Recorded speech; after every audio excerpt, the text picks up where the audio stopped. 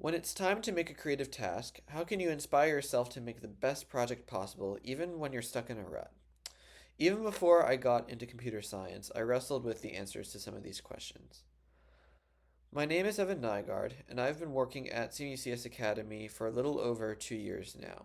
I wrote an article a little while back containing some of my thoughts about this question, and you can find a link to that article in the description. But in this video, I'm going to do something a little bit different and actually take you inside my creative process. We'll inspire ourselves together and then code a project together, and hopefully this will help you out when it's time for you to create your own projects. Let's get started. So if I'm stumped on ideas and maybe need some inspiration, one of the first things I'll do if I have time is to start by just stepping outside. Going outside for me helps me to kind of clear my mind, and it can put me in a more creative mood. And also sometimes what I'll do is I'll try to seek out an area that's maybe meaningful to me or special to me in some way, or that's relevant oftentimes to what I want to create. So for this, I decided to go here to my grandparents' farm in eastern Pennsylvania, and this is really a place that kind of combines all of this. There's plenty of land and nature to be had. It's a 10-acre farm.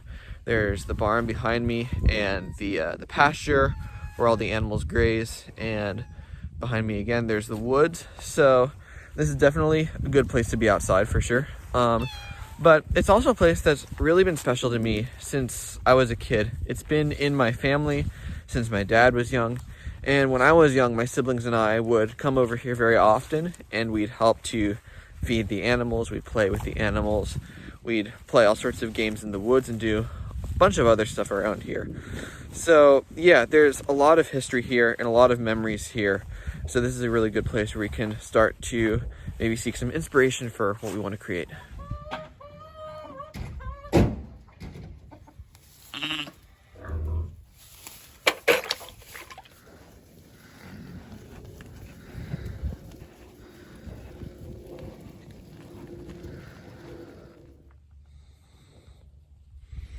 So, yeah, oftentimes when you find a place of this sort of significance to you, or something else, like for me it's this place, for you it might be a similar place, or it might be a book, a movie, some kind of artwork that's really meaningful.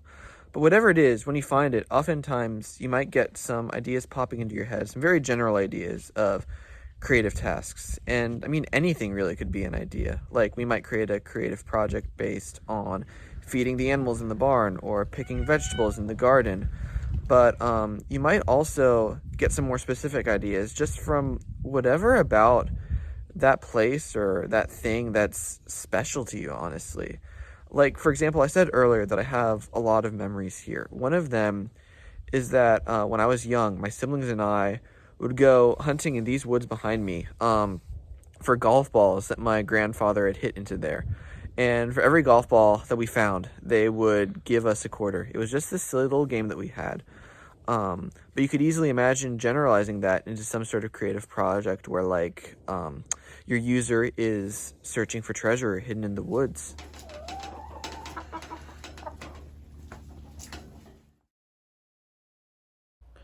But for this project, I settled on a slightly different idea. Occasionally, when my siblings and I stayed overnight at my grandparents' place, we'd build a campfire in the lane. We split our own wood for the campfire, and then we'd build it and just keep warm, roast marshmallows with the woods behind us. It was super fun and really peaceful. Making a creative project like this, roasting marshmallows over the campfire at night, with the trees silhouetted in the background and the stars above us, could be really effective.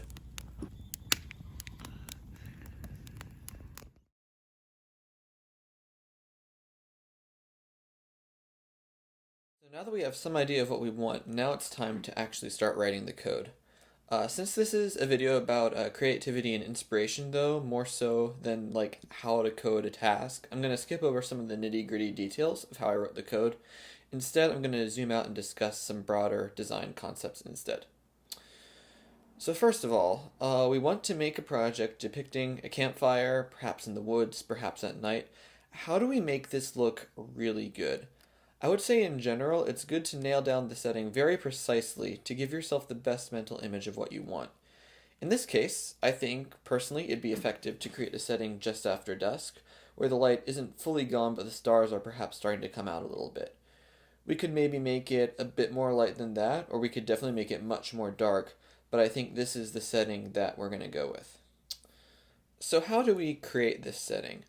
We'll have to pick some colors. I'm generally pretty picky with the colors that I want, but this also means that I'm not always exactly sure of the specific colors I want to use to, in this case, create this kind of just after dusk feel. So generally what I'll often do is I'll usually go to the Docs and Colors tab to help myself decide.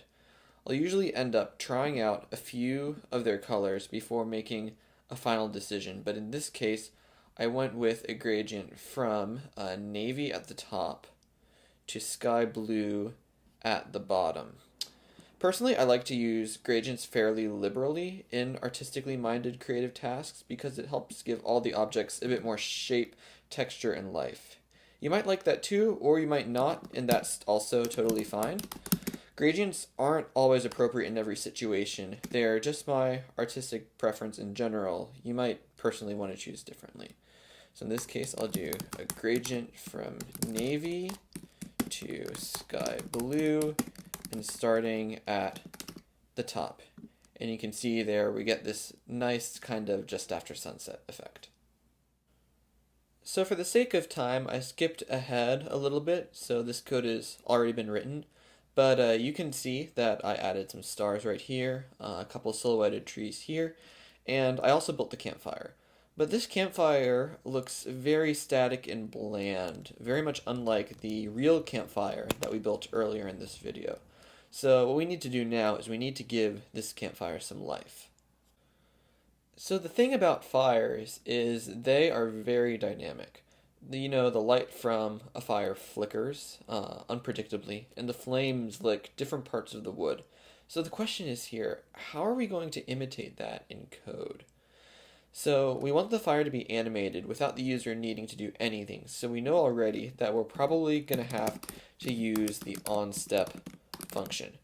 But the question is, how simple or complex do we want our animation to actually be?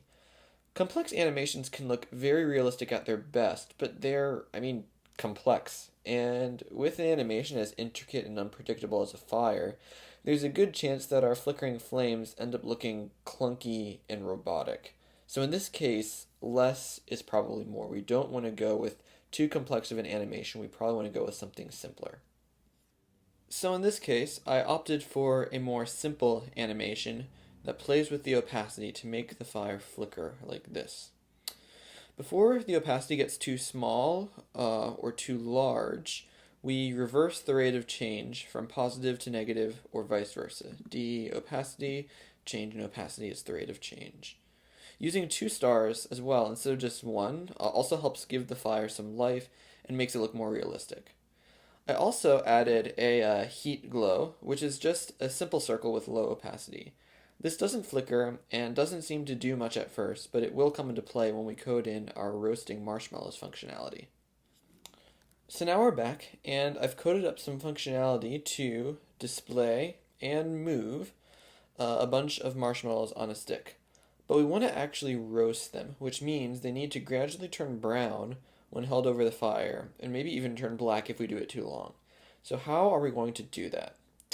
So this is actually possible, but it does require some creative manipulation of RGB colors. So some general principles first. RGB of 0, 0, 0, so red of 0, green of 0, and blue of 0. That is just the color black. And RGB 255, 255, 255 is just the color white. So the marshmallow starts white, and it needs to turn black, but it's supposed to turn brown before it turns black. So now that we have an idea of what the roasting color progression should look like, we're going to hit the RGB color picker.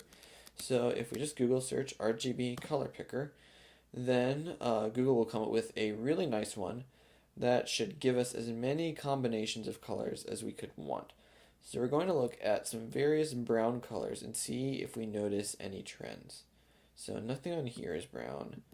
Nothing really on this end is brown. But once we get over here, we'll start to notice some more brownish type colors if we stay in this area. So this is RGB of 130, 99, 40. This is pretty brown, and it's 135, 57, 23. So after looking at some of these, it looks like the browns generally have mostly red, and then some green, and then a little bit of blue. So to get the functionality we want, we're going to have to remove more blue and green than red on each step. But we also don't want too much red, or else the whole thing will just look red.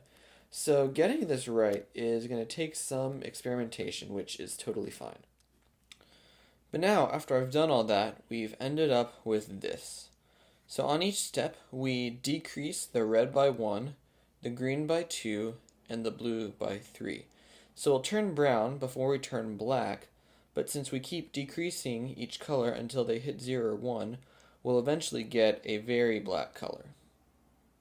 I also added in a functionality to scorch the marshmallows if they actually touch the flames. If you've ever lit marshmallows on fire directly, I know I got a huge kick out of that when I was a kid. You'll understand what I'm talking about. So with that, there we have it. We are done with this project. So just to quickly summarize what we've covered in this video here. So when you're trying to find inspiration for your task, ask yourself, what do you really enjoy and what's meaningful to you? Just immerse yourself in that as much as you possibly can. Just seriously, go all in and really kind of delve into it, meditate on it. What about it is meaningful to you? And then, once you have that, you can draw on the things about it that inspire you. Draw on them for your project ideas. Some of those ideas will be better than others, but whether you think it's good or whether you think it's bad, make sure to write down whatever pops into your head. And then, once it's time to actually start coding, try to know what you want beforehand. Try to get a good mental image of the project that you're going for. But also, once you start coding, don't be afraid to change it a little bit after you begin. Don't be afraid to experiment. In fact, it's good to experiment and to really be picky about what it is you want. Because generally, if you're, you can get too picky and never be satisfied with what you do. But if you're not picky enough, then the project won't be as good as it could be. So in general, just be picky and experiment. And then finally, I can't really stress this enough. Enjoy the process. Just have fun doing whatever it is you're doing. I feel like it's important to note that even though creative skill doesn't come immediately, that is seriously okay. I spent probably 11 or 12 years learning how to play trombone. I spent 7 or 8 years composing.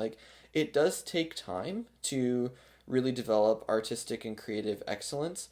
But at any stage that you're at, whatever you create really seriously has the potential to inspire and bring joy to others. I found that to be true in my own artistic life, and I think you will too.